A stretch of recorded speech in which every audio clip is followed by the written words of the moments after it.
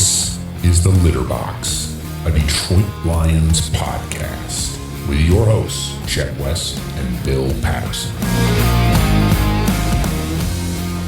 Bill, we got a big week of football ahead of us here. Our Litter Box listeners are going to get to hear our take on Lions-Rams in L.A. I have a feeling you and I are probably going to bring some, not negativity, but doubt into the room on this one. How do you feel heading out to the left coast? Well, it's not going to be a difficult environment per se to play in for the fact that it should be 50-50 Lions fans or at least 40-60 Lions fans, of whom I think will make some noise. It is never a difficult environment out there, is it? Yeah. It's kind of one of the easier environments to play football in my opinion. I would say, yeah, you're spot on with that.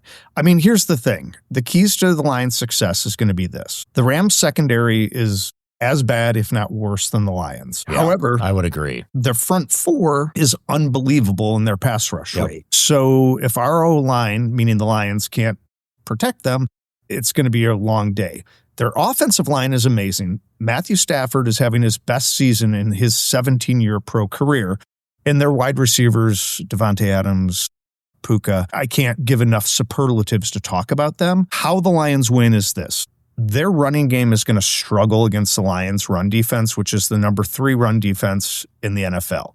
Whoever can run play action the best is going to win this game. However, the Lions have to hold the Rams like they did the Cowboys to field goals, Chet, because if this becomes a shootout or a track meet, the Lions are dead in the water. They will not outscore this team because the Rams are a better 53-man roster than our Detroit Lions. Your thoughts? All of these matchups have been fairly close since the trade, the Stafford for Goff trade. I think the first matchup, the Rams beat the Lions up pretty good. Yeah, but the Lions were up 2 scores in that game before they let it slide away. They were. And then they won the last 2. They won the last 2, but it's been a back and forth battle for most of these things. They've typically been fairly close. I actually like it when we play out on the left coast. We get the afternoon game, which is one of my favorite slots on a Sunday. Can we take a moment and just give our love to the 325 slot? The 325 slot is one of the most underrated football times for a game time ever. If I use the word majestic and magical, am I overstating it? Not at all. Because what I love about it is youth sports. You can do all the things through the day you need to do, and then when you're tired out, when your little legsies are all tired out, you come home, kick them up, and you can watch the game at 325. And one of my favorite maneuvers is the old Sunday cocktail in the second half. You can slide right into that cocktail in the second half and feel really good about it. And you can coast right out of that into dinner, maybe some 60 Minutes or whatever show on Sunday night you like to watch. And it's just a very relaxing way. And if there's a W, if you get a win out of the whole thing, it makes everything that much sweeter. Icing on the cake, my friend. This week, that'll be tough. The Lions are going to have to pick on this Rams zone. They love to play a zone D. They don't blitz much at all because, as you said, they have an incredible defensive line. They don't need to blitz. These guys provide all the pass rush anybody needs. So they rush 4, and that's it. And then they drop 7 into a zone. The Lions are actually really good at picking apart zone D. So it's going to be a very interesting matchup when the Lions are on the field on offense and the Rams are on D. Can the Lions pick apart that zone D? And we now have 2 guys who can run around in zone D and run wild in J-Mo and Amon-Ra. So it'll be interesting to see how they play with that. The run game, and I'm thinking this might open up the run game considerably. I do think our run blocking, especially over the right side of that line with Ratledge and Panay, our run blocking is elite and might be the difference in this game, other than a few other factors like turnovers and getting off the field on third down and the field goals, as you mentioned. But those are my thoughts. I think we need to pick on that zone D. We need to run the ball, and we need to keep their offense off the field. Time, clock management, whatever you want to call it. I could not agree with you more.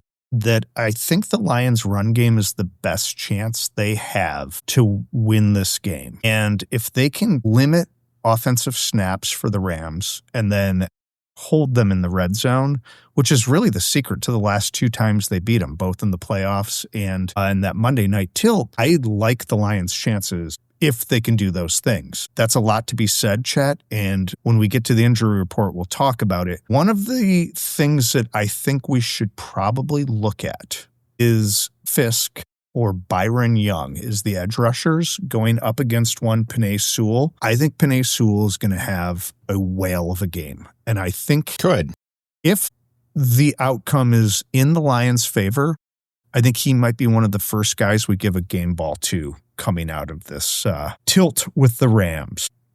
I tried to talk myself into thinking the Lions could win this game by exposing some of these things, but that D-line is tough. That offense is humming. That offensive line is one of the best right now, and it's why Stafford is having a great season.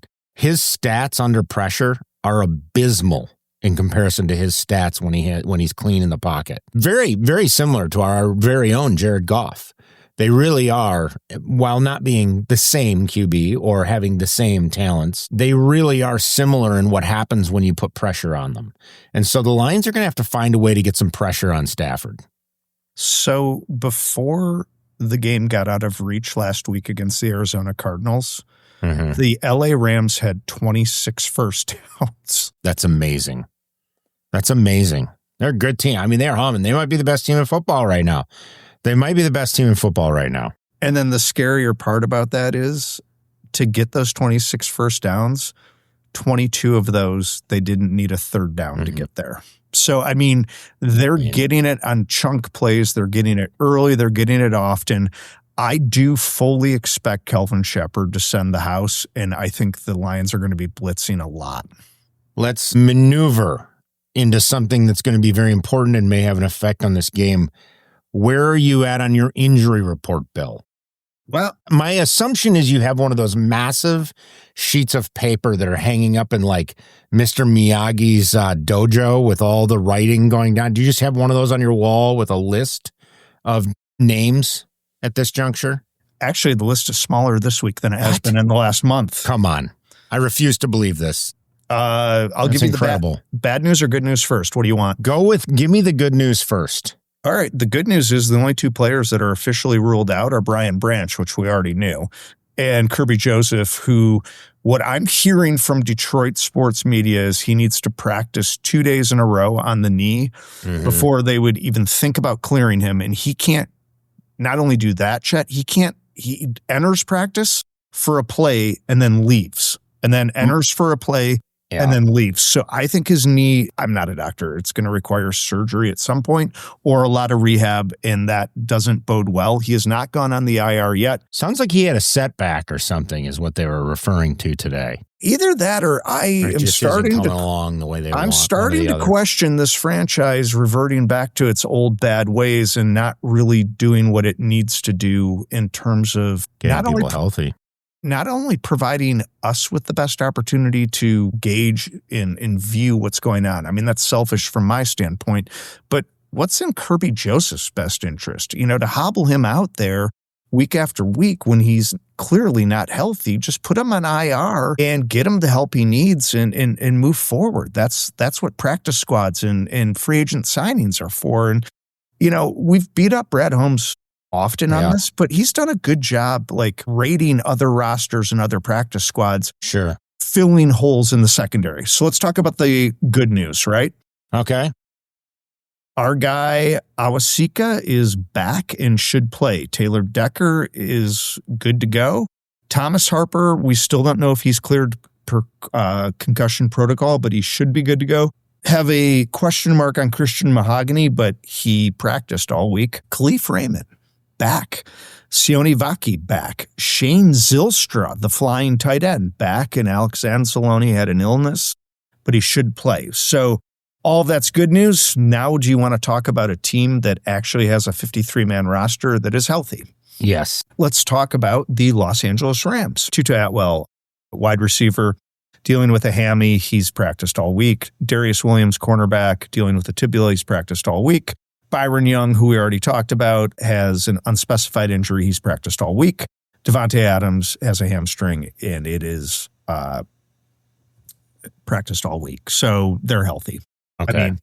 I know that their one blip this season was against the Panthers. That was a big loss that they took that I don't think they expected to take an L in that game.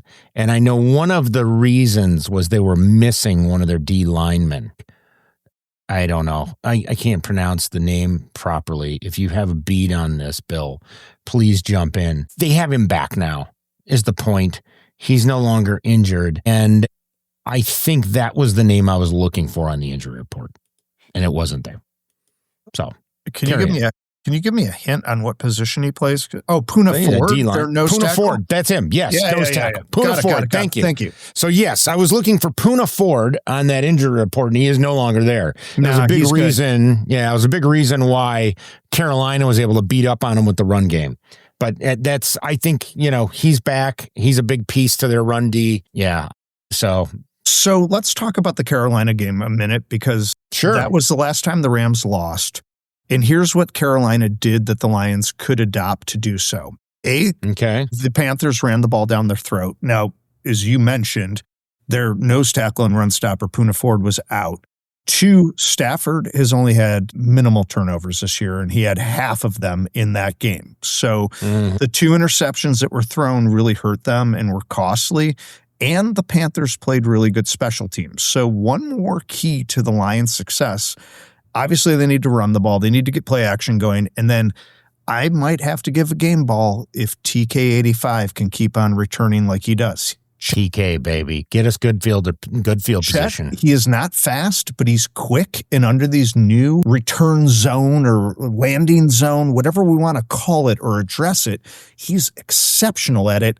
And I think he has found a way onto the roster. And I will tell you this. Would we call him a landing zone kick return specialist? Yes. Is that a new definition in the league now I think he probably is. Because under the old rule, I don't think he was as good.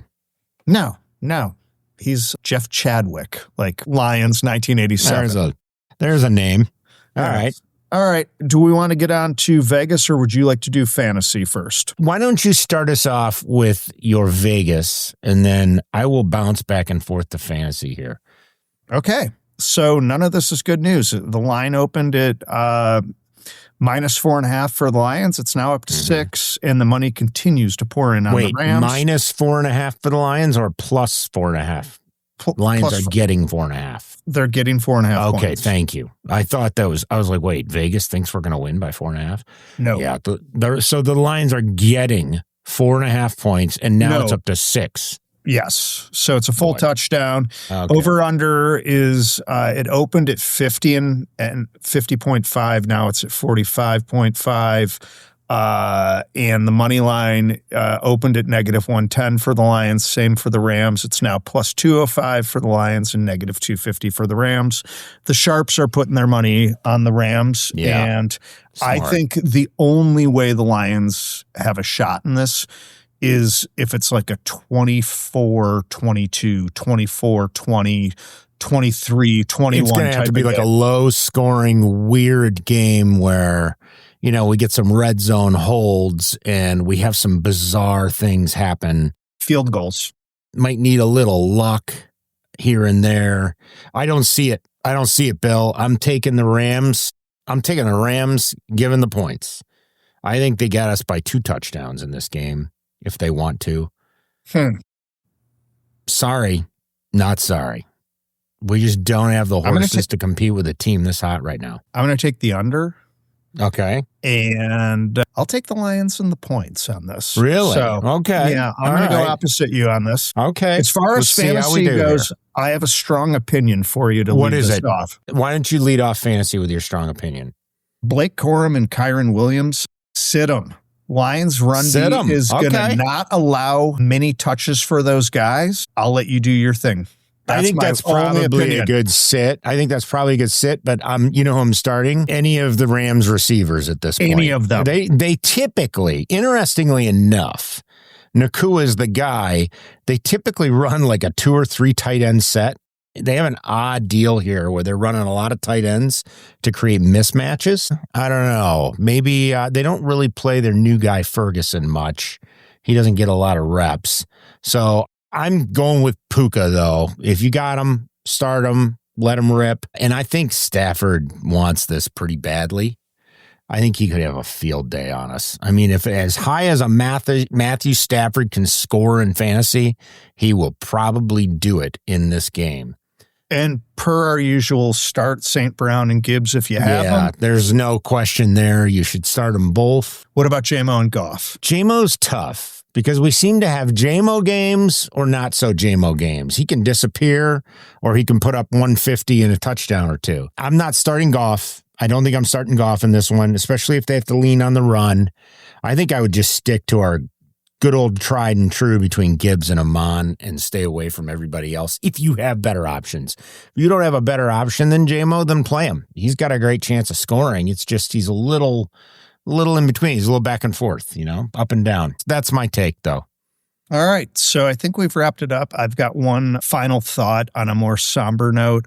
Thoughts and prayers go out to the Palmer family as they're dealing with an illness with Brian Palmer, and we're with you, buddy. And with that, the holidays are upon us. No more important time to spend time with loved ones. And with that, go Detroit Lions. Go Lions.